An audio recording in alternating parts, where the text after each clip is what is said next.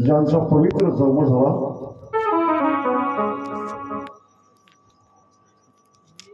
मूर्तिवंत कीर्तिवंत राजा भगीरथ कोलंबी ही नगरी दत्तसंस्थान आखाडा कोलंबी आदिगुरु शंकराचार्याने या भारत देशामध्ये दशनाम संन्यास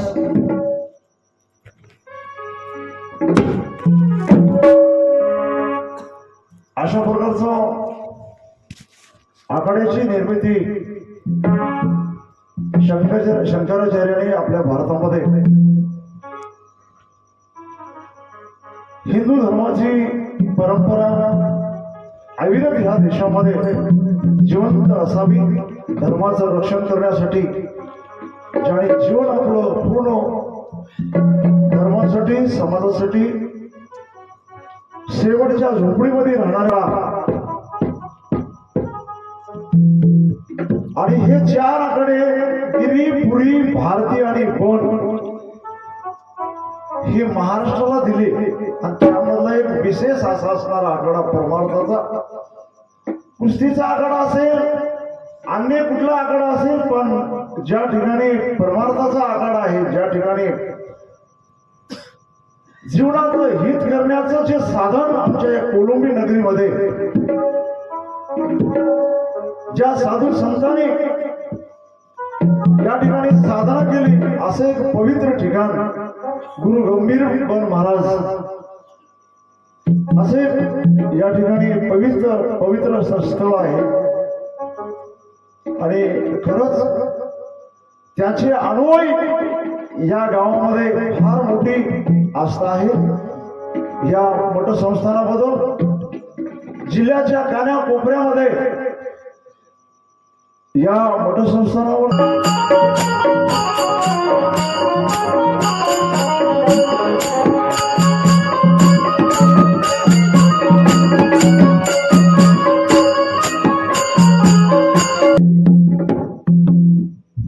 समर्पित करण्यापूर्वी समस्त गावकऱ्याच्या वतीनं आलेलं हरिकृपा मंदिर पळसगाव तळकोपरी या बसलीला आलेलं निमंत्रण अतिशय नम्र भावानं त्याचा स्वीकार करून दिलेली सेवा अतिशय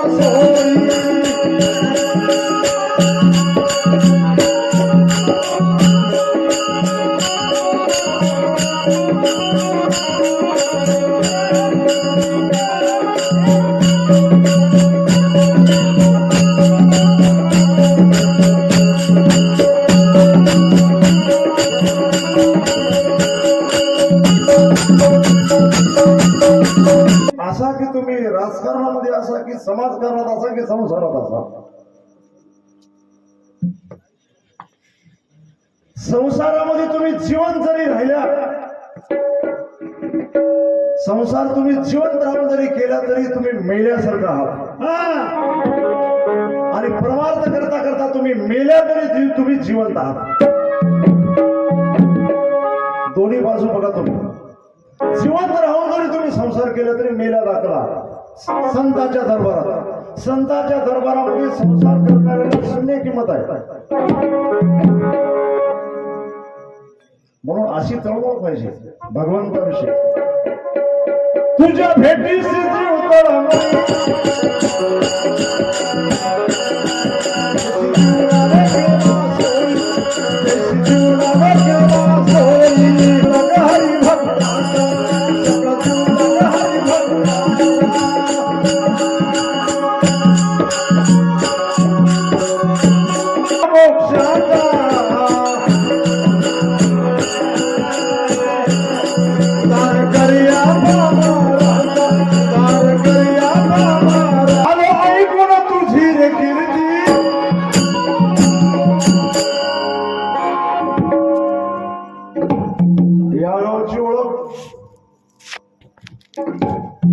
संस्थान, या संस्थानामुळं संपूर्ण महाराष्ट्रभर आहे. कीर्तीबद्दल बोलतो. माणसाची कीर्ती कशामुळे असावी? वारंग्याची कीर्ती खिचडीमुळे आहे. बघा, कोलंबीची कीर्ती मठ संस्थानामुळे आहे, तर वारंग्याची कीर्ती खिचडीमुळे आहे. त्याला काही कीर्ती म्हणतात का? कोंडलवाडीची कीर्ती कुत्र्यामुळे आहे.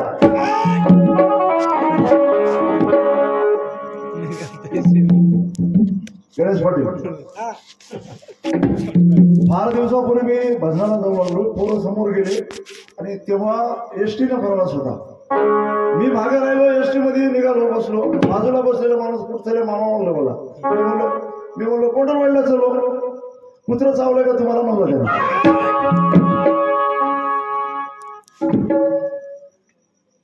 मग त्याला म्हणलो मी, नाही हो भजनाला चलो म्हणलो. मला काय म्हणलं, मला वाटलं तुम्हाला कुत्रच चावलं की काय. कोणाकोणाची कीर्ती कशी होते तर कोणाकोणाची कीर्ती कशी होते बघा. आणि म्हणून या भगवंताची कीर्ती बघा तुम्ही. आलो ऐकून तुझी रे कीर्ती,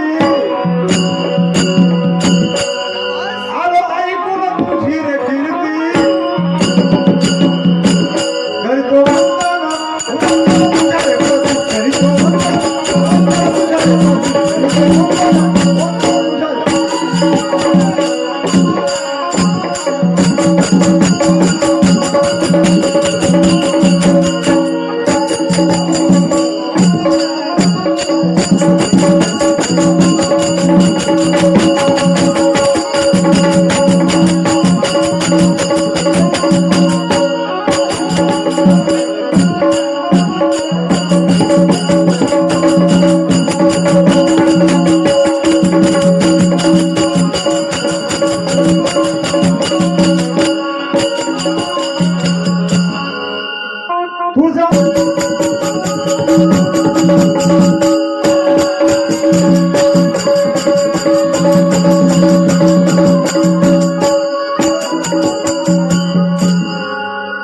आमची भक्ताची अवस्था कशी आहे बघा तुम्ही.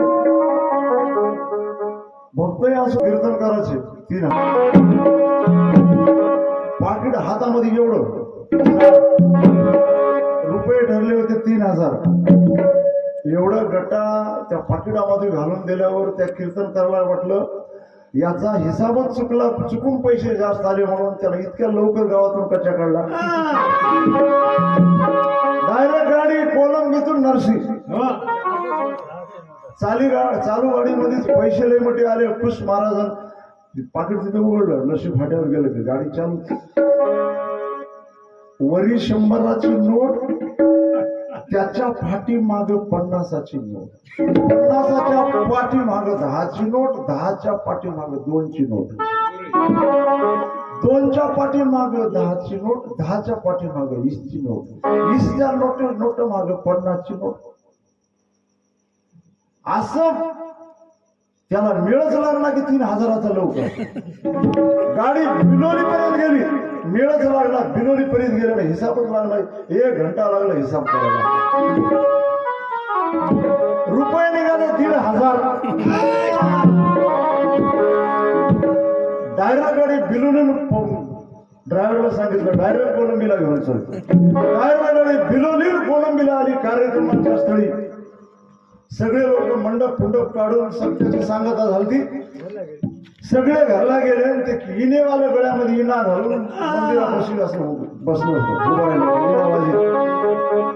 त्या इण्या करायला म्हणला कधी कधी माणसाला निघालं होती बघा.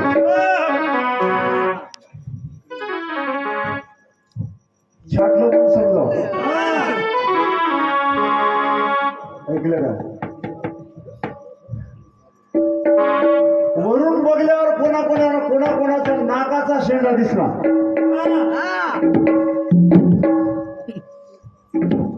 त्याच 3 महिन्यात सरलं म्हणा. गरुड पुराणामध्ये वर्णन केलंय. गरुड पुराणात आपली आपल्याला सावली दिसला गेली र, महिन्यामध्ये काटा निघाला. गरुड पुराण वाचून बघा. ज्याच्या घराहून टिवटिवी गेली आणि त्या दोन्ही पायाच्या मध्ये खडा धरते म्हणून खडा, आणि ते जाता जाता घरावरून ते दोन्ही पायामधला खडा त्याच्या घरावर सोडला, त्याचं काशीचं तिकीट निघालं. म्हणजे असे काही लक्षण आहे तुम्हाला सांगतो. ती गवळण म्हणत होती, तिला निराळच होऊ लागलं. बघा तुम्ही काही काही माणसाला लय गुळगुळ करता येईल. गवळण म्हणू लागली, आज मला निराळच हो माया म्हणतात बघा, आमचा तावा लय फडफड करलाय, भाऊ येते की 25 आला. आमच्या बघीला माता बघीला माहित आहे, तावा फडफड करून ते चमचम करते उरपट्या. ते बघितले दुसऱ्या बघीला म्हणते माय माझा लय तावा फडफड करला, माझा भाऊ येते आला. गवळण म्हणू लागली, आज मला निराळच होत कसं बाई बाई हो बाई कसं,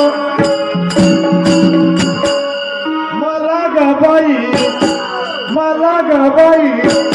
भरिले वेळ पिसा, मला ग बाई भरिला वेळ पिसा, मला ग बाई भरिला वेळ पिसा.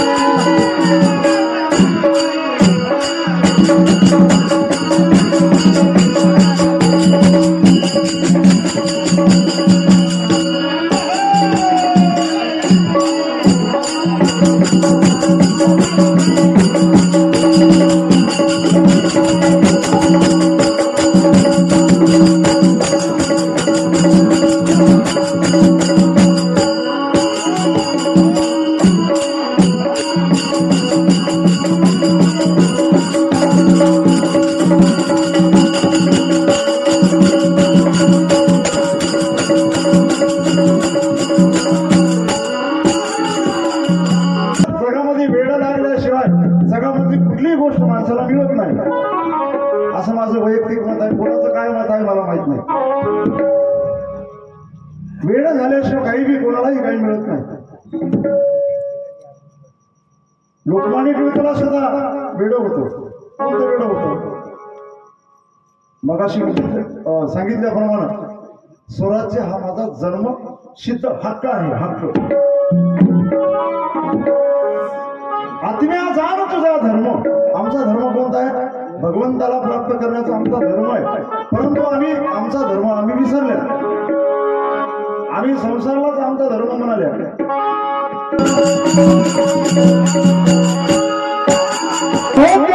पानावट्यावरी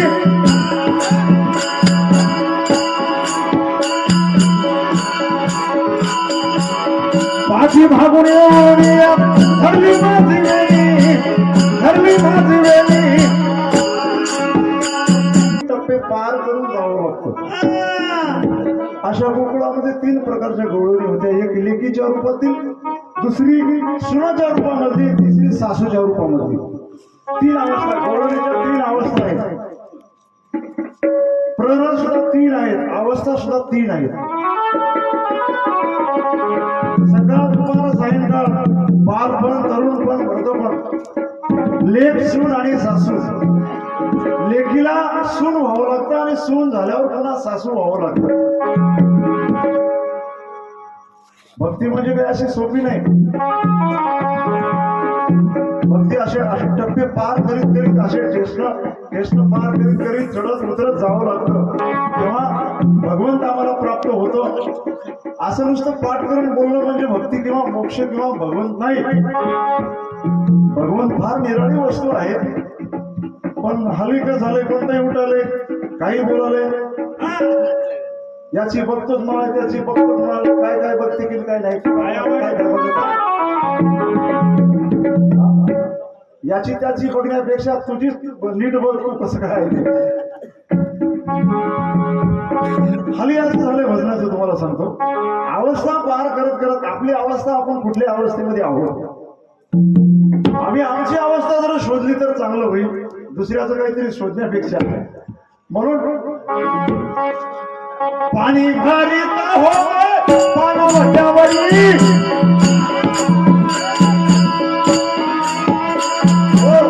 अवस्थित आला तुझा श्री हरी, तुझा श्री हरी. बाई बाई आलंय हस मला ग बाई, मला ग बाई, हरीला वेळ माझ्या मनासारखं बोलावं. माझी फाटकी नोट जगामध्ये चालली पाहिजे आणि जगाला आम्हाला नवी नोट दिली पाहिजे, अशी कलियुगाची रीत आहे.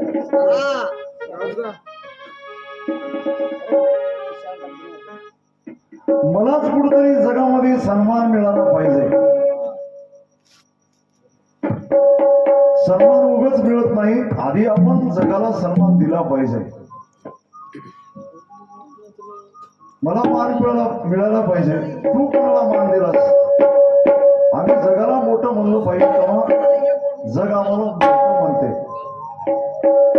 पण धारणा फार माणसाची वेगळी आहे.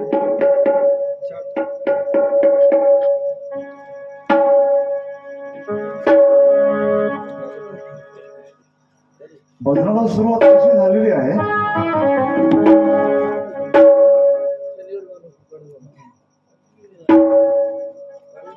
तपस्वी भगीरथ राजा होते,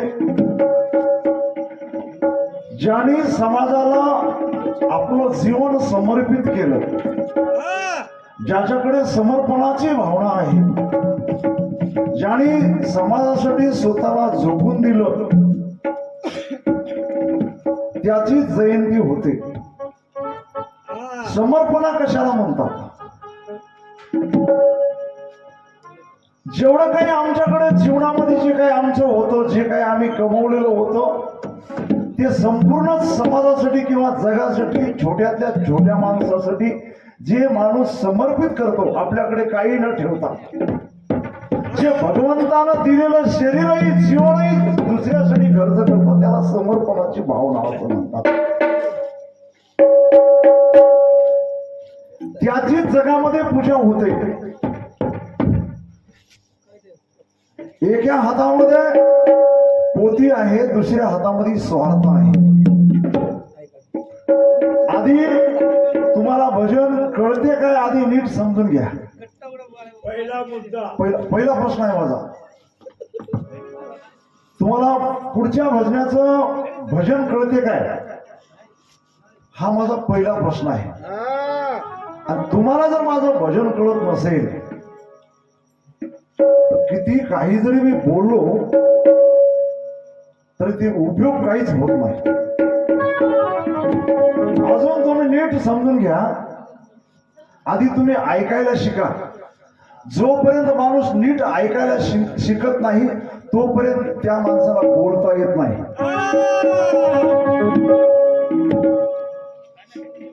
काही चांगलं चांगलं ऐकायला माणूस शिकलं तर चांगलं चांगलं बोलता येते त्या माणसाला. ज्या माणसाला चांगलं चांगलं ऐकता येत नाही त्या माणसाला जगामध्ये चांगलं चांगलं बोलता येत नाही, चांगलं करता येत नाही. ज्या माणसाला जगामध्ये चांगलं करायचं आहे त्या माणसाला चांगलं ऐकलं पाहिजे. मुळामध्ये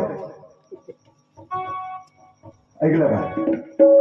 मला म्हणायचं काय, एका हातामध्ये पोती आहे. जरी तुमच्या हातामध्ये पोती असली, तुम्ही एका हातामध्ये पोती घेऊन फिराल्या आणि दुसऱ्या हातामध्ये तुमचा स्वार्थ आहे, तुमच्या पोतीची पूजा का होत नाही? तर दुसऱ्या हातामध्ये तुमचा स्वार्थ आहे म्हणून तुमच्या दुसऱ्या पहिल्या हातामधल्या पोतीची लोक पूजा करत नाही. तुम्ही पोते घेऊन गावभर जरी फिरल्या, मला तुम्हाला ज्ञान सांगायचंय, मला तुम्हाला ज्ञान सांगायचं आहे, अरे काय नव रे, हे पोट भर्या होय म्हणतात. हे पोती घेऊन फिरायला गेले, हे निव्वळ दक्षिणा उपटायसाठी पोती घेऊन फिरायला म्हणतात, म्हणून त्याच्या पोतीची पूजा होत नाही. छत्रपती शिवाजी, आमच्या पोतीची पूजा होत नाही, पण छत्रपती शिवाजी महाराजांच्या तलवारीची पूजा होते. का होते? छत्रपती शिवाजी महाराजांच्या दुसऱ्या हातामध्ये स्वार्थ नव्हता, निस्वार्थ होता. छत्रपती शिवाजी महाराजांची तलवार मुंडके कापत होती. कोणाची मुंडके कापत होती? जे अधर्म करत होते,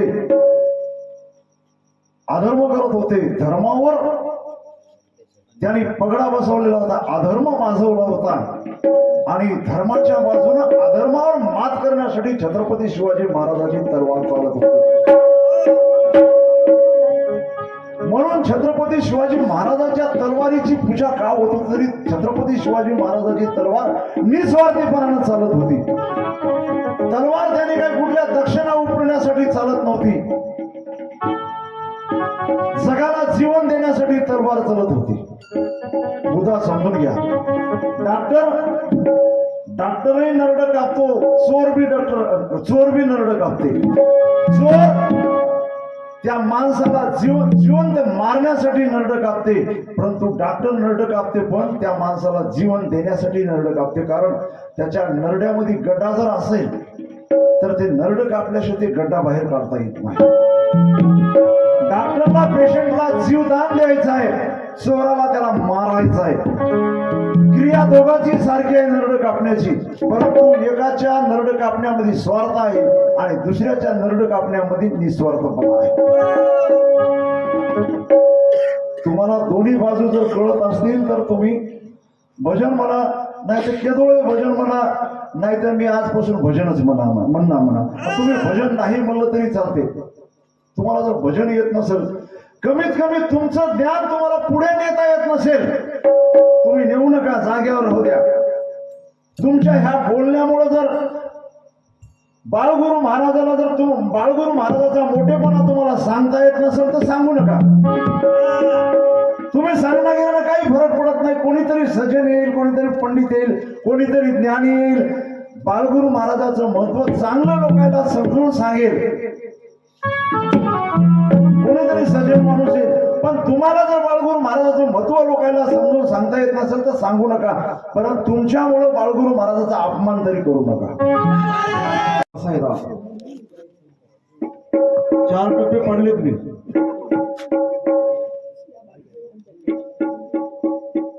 ज्ञानी श्रोते मंडळी आहे,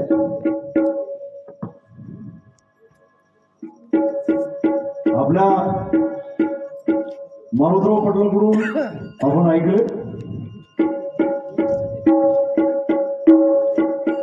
जन्म मरणाच्या दुःखाचं औषध कोलंबी ह्या गावामध्ये उपलब्ध आहे.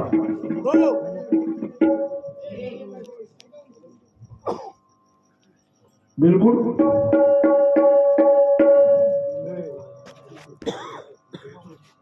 जन्ममरणाच्या दुःखाचं असं म्हणण्यापेक्षा 184च्या दुःखाचं औषध कोलंबी ह्या गावामध्ये उपलब्ध आहे. जणू काही दत्त संप्रदायाचं फार मोठं होलसेल दुकान आहे. जणू काय या जीवनाचं मोक्षाचं केंद्र बनलं तरी अतिशोक्ती होणार नाही, वावगं ठरणार नाही. फार मोठी गौरवशाली परंपरा आमच्या या कोलंबी गावला आहे. त्याचा आम्हाला सार्थ अभिमान आहे. जगद्गुरु आदि शंकराचार्य गुरु हॅलो हॅलो हॅलो जीवाच्या उद्धारासाठी, धर्माच्या रक्षणासाठी हिंदू धर्म अबाधित राहो हा त्यांचा मूळ उद्देश होता. आणि अशा प्रकारची 10 आघाडी या भारत देशामध्ये निर्माण केले. त्यापैकी 4 महाराष्ट्रामध्ये आणि 4 मधून एक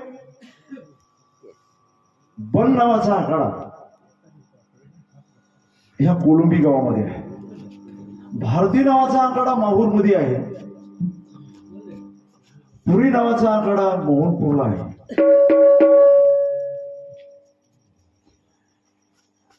आणि अशा प्रकारचे 4 आखाडे आपल्या महाराष्ट्रामध्ये नवे नांदेड जिल्ह्यामध्ये आहेत. आणि त्या नांदेड जिल्ह्यामध्ये भगवंताने आम्हाला जन्म दिलेला आहे. आमचं परम भाग्य आहे खरं म्हणजे. आणि आज पर्वकाळाचा दिवस आहे. साधू संन्यासी नागा साधू भारतातला भगवंतावरती निश्चिम आस्था ज्या साधकांची आहे 140 वर्षामधला हा दिवस आहे. 140 पुढे आपण जगाल की भराल याचा भरोसा नाही. जणू काय प्रयागराजचा कुंभमेळा माझ्या कोलंबी गावामध्ये आहे आणि त्या संगमावरती आम्ही नामाच्या चिंतनामध्ये स्नान करत आहोत. साधी गोष्ट नाही बरं का. आज ऐकलं का, तुम्ही नामानं स्नान करा, ज्ञानानं स्नान करा की कुंभमेळ्यामध्ये स्नान करा की आई वडिलाचं दर्शन, चरणाचं दर्शन घेऊन स्नान करा. 4 स्नानाला तुमचा उद्धार होणार आहे. ज्याला प्रयागराजचं आंघोळ भेटत नाही त्यांना आई वडिलाचे दर्शन करून आंघोळ करून घ्यावी. आणि ज्याला आई वडिलाचं दर्शन करता येईना त्याला इथं या. हे काही साधी गोष्ट नाही. आजच्या हे काही रोज गोष्ट येणार किंवा रोज हे दिवस येणार. याला सुद्धा परम भाग्य लागते. अनंत जन्माचे पुण्य जोडे म्हणून मनुष्य देह घडे. बहुत सुकृताची जोडी म्हणून विठ्ठली आवडी.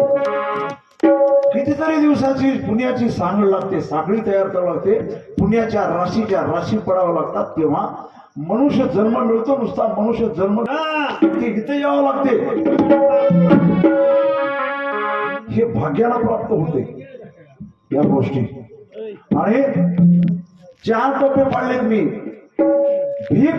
भिक्षा, दान आणि बसायला.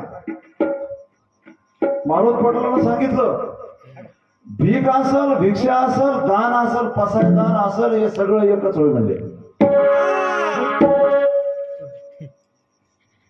ते आंध्रामध्ये गणेश पाटील ते मुंबईला आमच्या गावात सरपंच झालं. तुम्हाला सांगतो त्या गावामध्ये भात, बुंदी, वांग्याची भाजी वरण मिसळून खातात एका जागी. इमानदार सांगतो तुम्हाला खरं वाटणं गेलं जीप मी बांधतो, पेट्रोल तुम्ही टाका आणि जाऊ. चला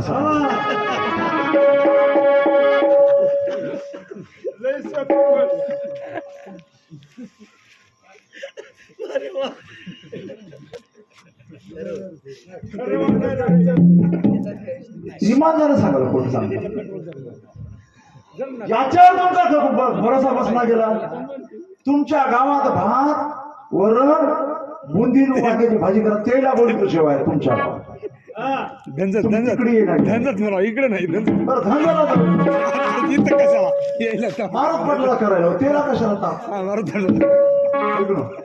रात्री पोटभर खिचडी खाली अजून पुंजात जेवण तेला आपण तिकडे आपल्या धंद्याला जाऊ. मला सांगा पाटील, तुम्ही भजन खेळल्या, तुम्हाला भातातला गुंड्यातला फरक कळला. तुम्ही दोन्हीला एकच म्हणल्या. बरं दोन्हीला एकच म्हणल्यावर बरं ठीक आहे तुमच्या मागे येतो. तुमचंच खरं. भात आणि बुंदा जर एक असेल तर तुम्ही बुंदा आणि भात वेगळा